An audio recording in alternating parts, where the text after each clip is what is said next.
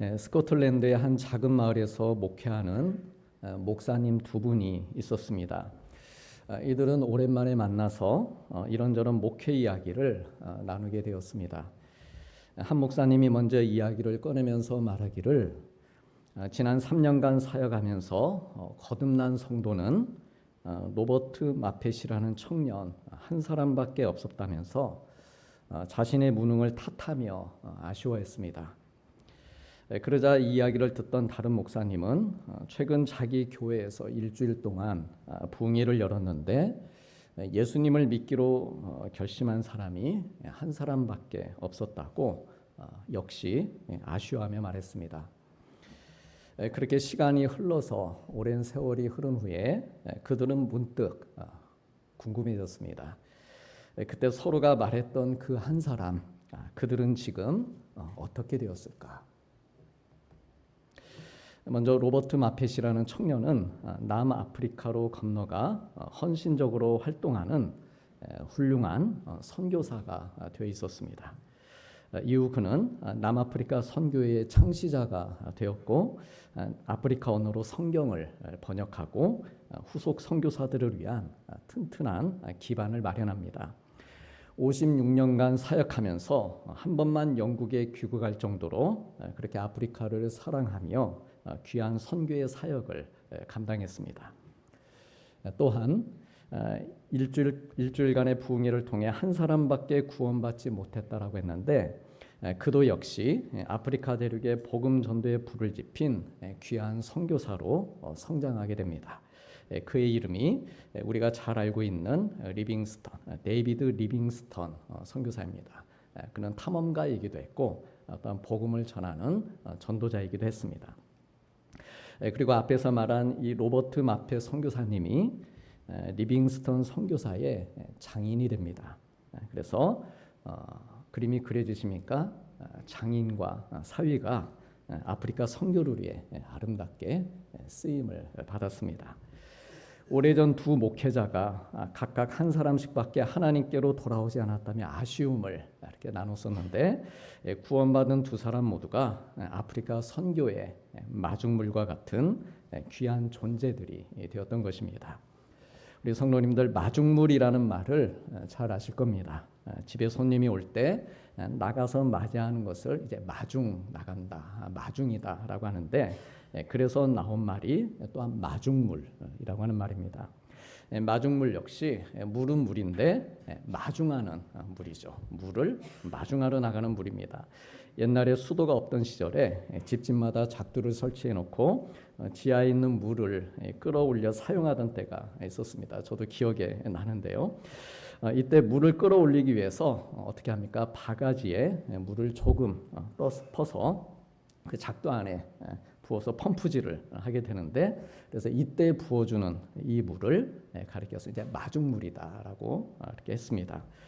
그래서 로버트 마펫이나 리빙스턴 선교사님 같은 분들을 가리켜서 아프리카 선교의 물꼬를 터준 마중물과 같은 분들이다라고 하는데 우리 예수님의 제자들 가운데 이렇게 마중물과 같은 사명을 감당했던 제자, 그 제자가 바로 오늘 우리가 나누고자 하는 이 안드레라고 하는 제자입니다. 즉 폭포수처럼 아주 거대하게 거창하게 흐르는 물줄기라기보다는 한 바가지의 마중물과 같은 제자, 꼭 필요했던 제자, 그 제자가 안드레입니다. 우리 다 함께 본문 요한복음 1장 40절 말씀을 같이 보시겠습니다.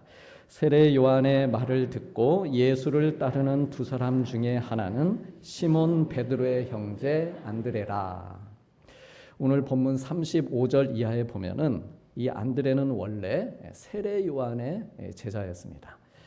그런데 선생님, 이 세례 요한에게서 예수님에 대한 이야기를 듣게 되는 것이죠.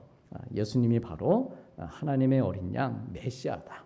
내가 메시아가 아니고 저 예수님, 저분이 메시아다. 하나님의 아들이시다라고 하는 말씀을 듣게 됩니다. 그리고 그래서 자기가 그 들은 것으로 이 안드레가 들은 것으로 끝나지 않고 자기 형 시몬 즉 베드로를 찾아가서 내가 메시아를 만났어. 이렇게 얘기를 전해준 것이죠. 그리고 또 그것으로 그치지 않고 형의 손을 붙잡고 예수님께로 데리고 갑니다. 그리고 결과적으로 형 시몬이 예수님께로부터 오늘 말씀에 있는 것처럼 장차 네가 이 베드로 반석이 될 것이다라고 하는 이 놀라운 말씀까지 듣게 해주었다는 것이 이제 오늘 본문의 내용입니다. 이처럼 선생님인 세례 요한의 말을 들었던 사람, 이렇게 듣는 마음이 있었던 사람, 그리고 그 들은 말씀, 그 말씀을 따르는데 진심이었던 사람, 그 결과 형 시몬이 장차 베드로가 될 수 있도록 그렇게 마중물 역할을 했던 사람이 안드레였습니다. 안드레는 대단하게 큰 일을 한 것은 없습니다. 그럼에도 불구하고 이 안드레를 위대하다라고 이렇게 말할 수 있는 이유는 그가 전도에서 데리고 나온 사람들 때문입니다. 즉 안드레 자신이 반석이 되기보다는 반석이 될 만한 사람을 주님께로 인도했기 때문입니다. 그는 몰랐을 것입니다. 자기 형이 예수님께로 자기 형을 데리고 갔는데 시몬입니다. 이 시몬이라는 형의 이름이 장차 베드로로 바뀌고 반석이라는 이름으로 바뀌고 그렇게 놀라운 일을 하게 될 줄 이 안드레는 몰랐을 것입니다. 그러나 이분이 메시아이기 때문에 그래서 좋은 분이시기 때문에 그저 자기 형을 예수님 앞으로 데리고 간 것이죠. 만일 이 안드레가 형 시몬을 예수님께로 데리고 가지 않았다면 어쩌면은 자기가 이 반석 베드로라는 이름을 받았을지도 모르겠습니다. 자기가 예수님을 제일 처음 만났고 또한 예수님의 첫 번째 제자, 그러니까 12제자 가운데 가장 첫 번째 제자가 된 게 첫째로 제자가 된 게 이 안드레라고 하는 사람이거든요. 그러니까 예수님의 첫 번째 제자가 되었음에도 불구하고 그러나 예수님의 그 수제자 자리를 형에게 빼앗겼다. 이렇게 생각하지 않고 그 자리를 양보하고 형이 하는 일이 있으면 도와주고 늘 세워주었던 그 사람이 바로 안드레였습니다. 우리 성도님들 어떤 사람이 좋은 사람일까요? 내가 어떤 사람이 좋은 사람일까요? 좋은 사람이라면 우리 신앙인의 세계에선 그렇습니다. 말씀을 듣고 그 말씀을 따르고 순종하는 사람, 그 사람이 좋은 사람인 것이고 내가 그 자리에 있어야 되는 사람이 아니라 그 자리에 누군가를 세워주고 그 자리에 있을 수 있도록 그렇게 앉게 해주는 사람, 그래 마치 예수님과 형 시몬을 연결해 주듯이 이렇게 다리 역할, 브릿지 역할을 하는 사람이 좋은 사람인 것입니다. 성경학자들은 이 안드레의 성격이 형 시몬과 다른 성격이었을 것으로 봅니다. 따라서 두 사람은 리더십 스타일 또한 달랐을 것입니다. 일하는 어떤 방식 또한 달랐을 것입니다. 베드로는 많은 사람들에게 동시에 영향력을 끼치는 집단적 지도자의 성격이 짙습니다. 초대교회 오순절 부흥운동의 주역으로 하나님께서 그를 통해 3,000명씩 회개케 하시는 이런 놀라운 일을 행하셨습니다. 반면에 안드레는 집단적 지도자라기보다는 개인적 지도자, 요즘으로 하면 1대1 멘토링 스타일의 지도자였다고 할 수 있습니다. 앞에서 나눈 것처럼 안드레는 형 시몬 베드로를 데리고 예수님 앞으로 왔습니다. 그래 이때부터 안드레는 주로 이러한 개인적인 전도 사역에 쓰임 받게 되는 것을 보게 됩니다. 또한 베드로는 말씀드린 것처럼 다혈질적인 그런 성격이었던 것에 반해 이 안드레는 상대적으로 조용하고 또 속이 깊고 부드럽고, 그러니까 우리가 성경 읽다 보면 베드로가 속이 깊어서 깊이 생각하고 뭘 했다 이런 표현은 별로 없습니다. 그냥 덮어놓고 일단 시작을 하는 것이죠. 근데 거기에 반해서 동생 안드레는 조용하고 또 속도 깊고 또 부드럽고 온화하고 사람들이 다가서기에 좀 더 편안하고 따뜻한 그런 사람이었던 것으로 보입니다.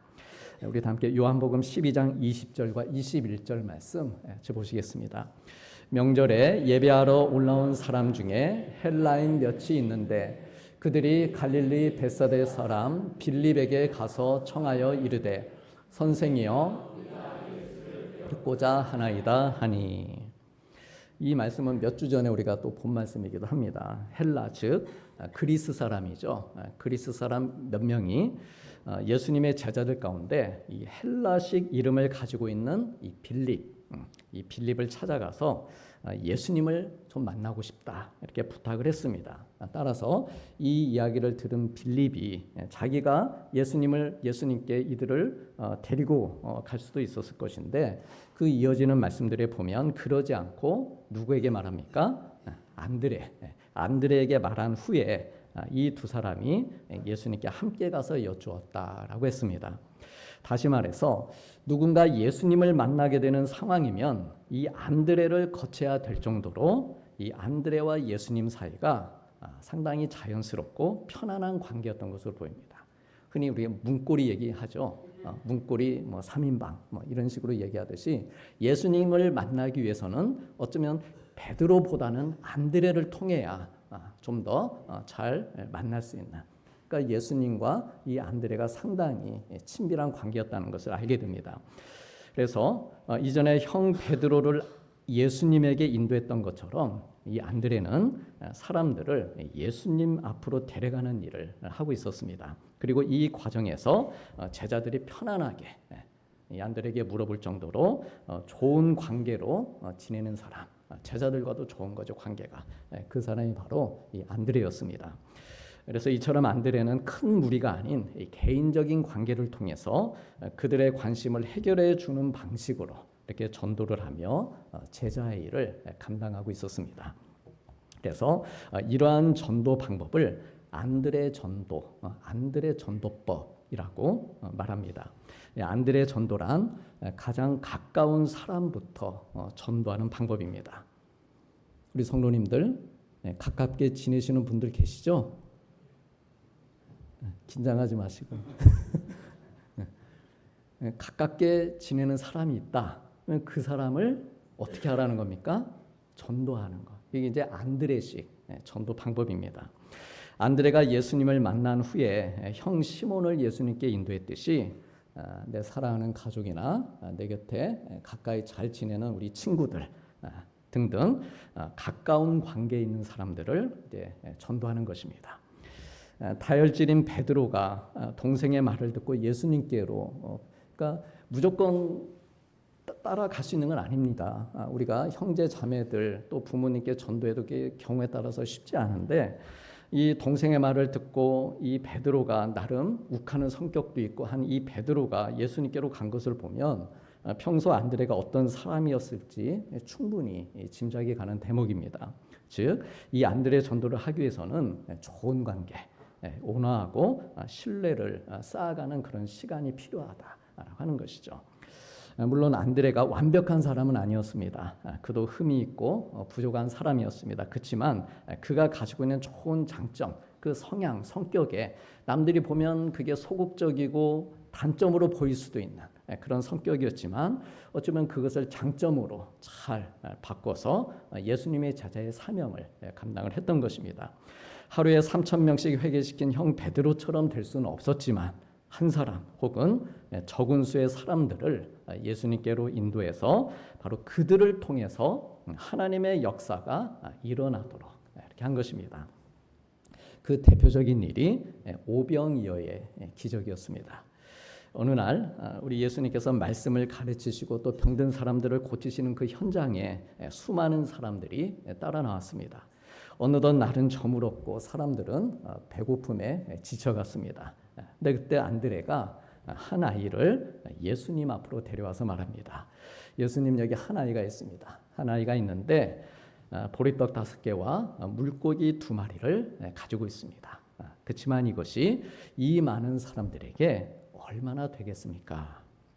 이에 예수님께서 사람들을 앉게 하시고 그 떡과 물고기를 가지고 축사하신 후에 5,000명이 넘는 사람들에게 배불리 원대로 먹게 해주셨다. 성경은 그렇게 기록하고 있습니다. 우리는 이 기적 이야기를 듣고 또한 나누면서 보통 두 가지 이야기를 합니다. 하나는 우리 예수님의 크신 그 능력, 그리고 또 하나는 보리떡 5개와 물고기 2마리를 예수님께 바친 이 어린아이의 헌신을 소중하게 생각합니다.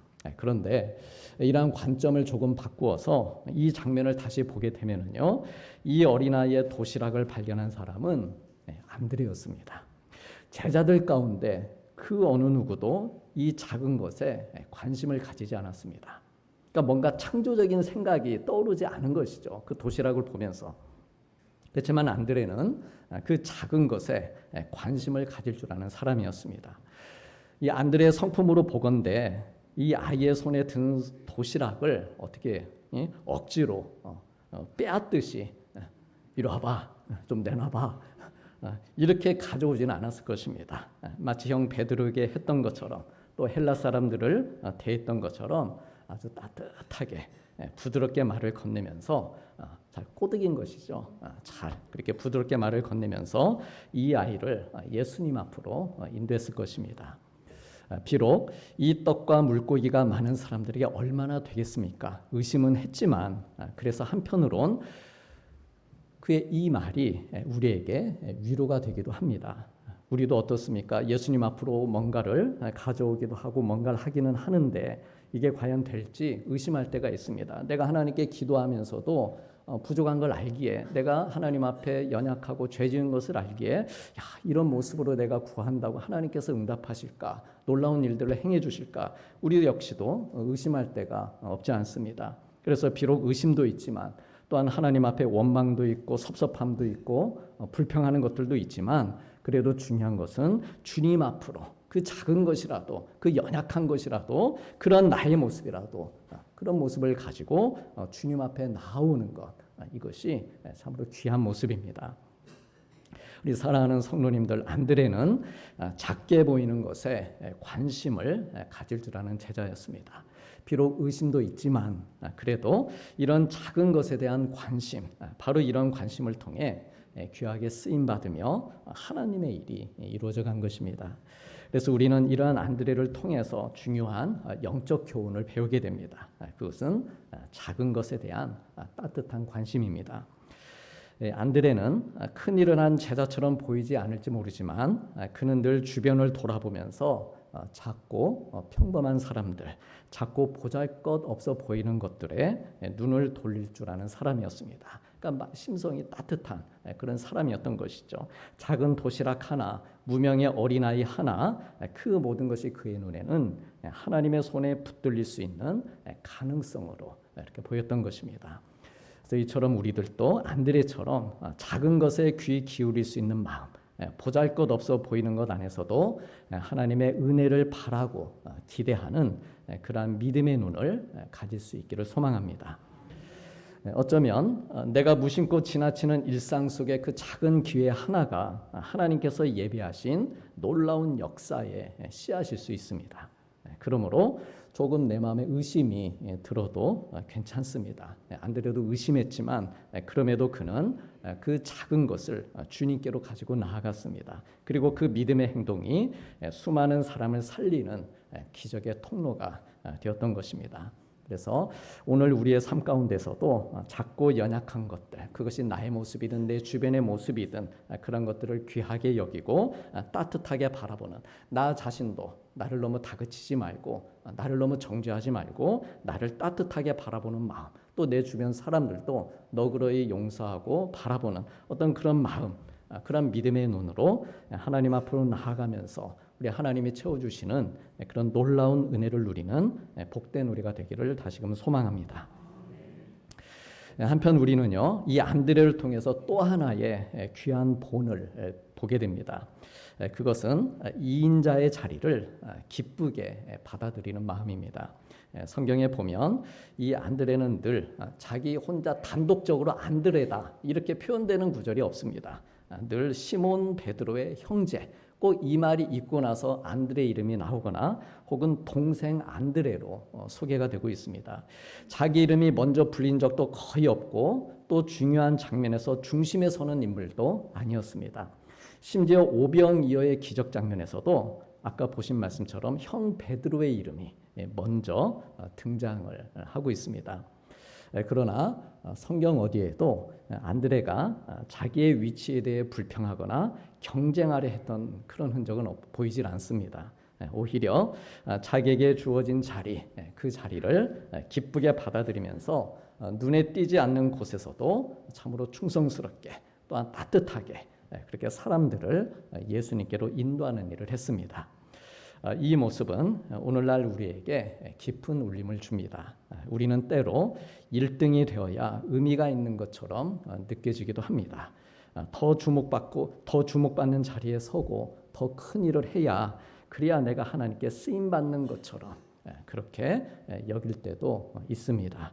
그러나 하나님 나라에서는 눈에 띄는 자리에 있느냐보다 하나님께서 분명 내게 허락하신 자리가 있을 것인데 내 삶의 상황이 있을 것인데 나에게 주어진 이 자리를 내가 어떻게 받아들이고 있는가, 얼마나 이 자리에서 충성되고 신실하게 또한 믿음으로 감당하고 있느냐, 이 모습을 하나님께서는 귀하게 보시는 것입니다.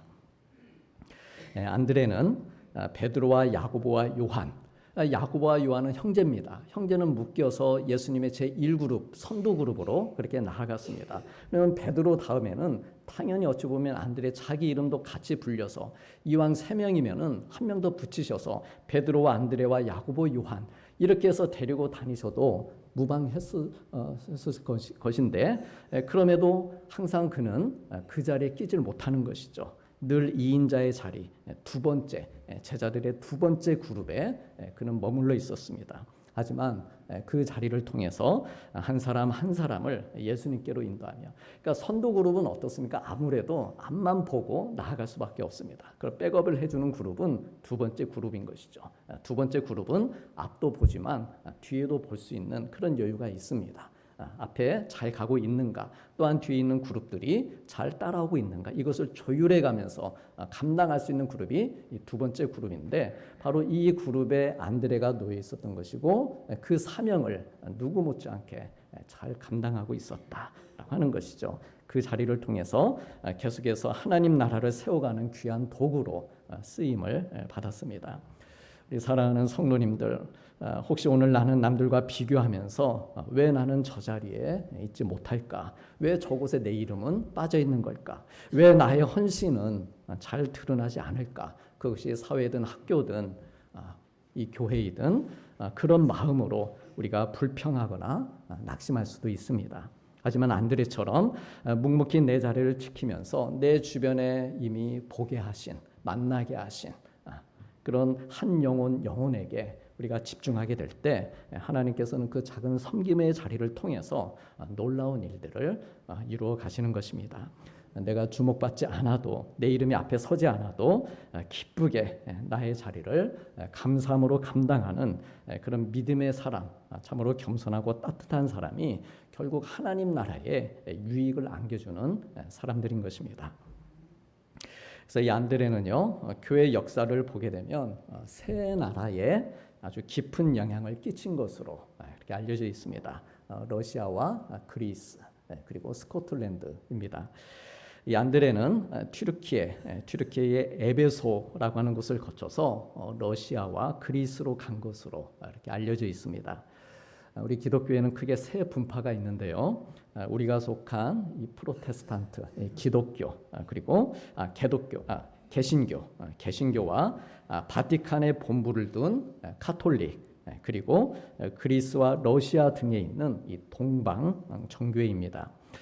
그리고 특히 이들 두 나라, 러시아 그리고 그리스는 자기들을 돌보고 또한 중보해주는 이 영적인 보호자, 즉 나라의 수호 성인으로 성 안드레아, 이 안드레를 영적 아버지로 그렇게 여기고 있습니다.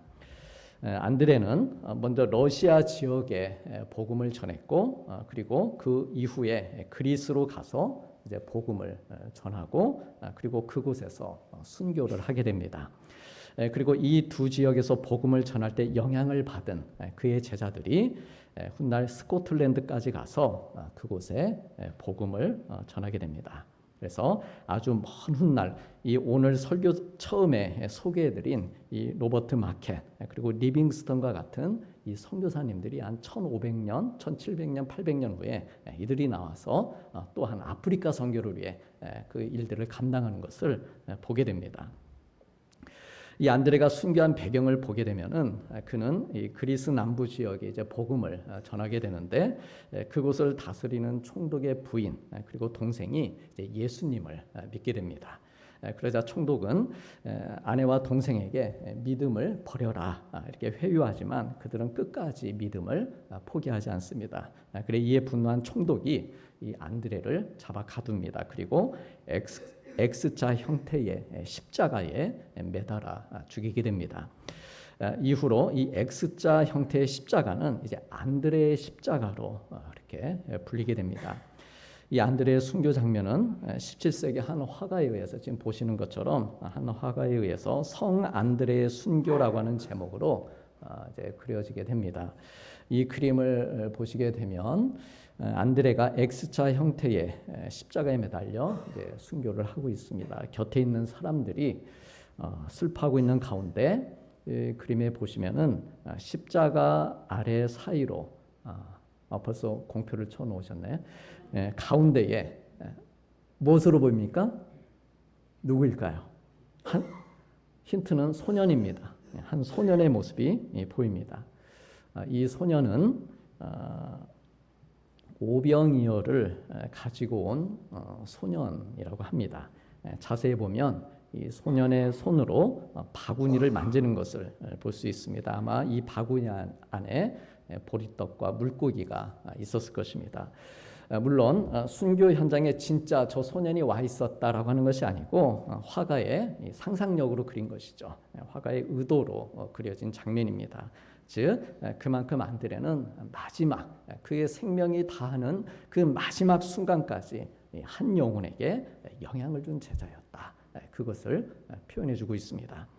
사랑하는 성도님들, 하나님께서는 오늘 예수님의 제자 안드레를 통해서 한 사람이 주변에 미치는 영향, 그 영향이 얼마나 귀한지를 말씀해주고 있습니다.